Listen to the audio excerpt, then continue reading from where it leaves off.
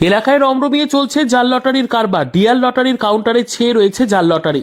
একদিকে যখন লটারি কেটে সর্বহারা হচ্ছে সাধারণ মানুষ, ঠিক তখনই মানুষকে প্রতারিত করতে এবং আরও সর্বহারা করে তুলতে জাল লটারির কারবার চালাচ্ছে কিছু অসাধু ব্যবসায়ী।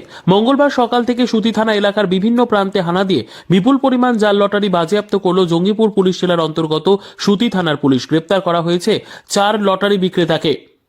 কোথা থেকে জাল লটারির কারবার চালানো হচ্ছে তা তদন্ত করে দেখা হচ্ছে পুলিশের পক্ষ থেকে।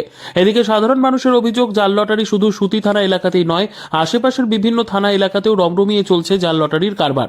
পুলিশকে ব্যবস্থা গ্রহণের দাবি জানিয়েছেন তারা।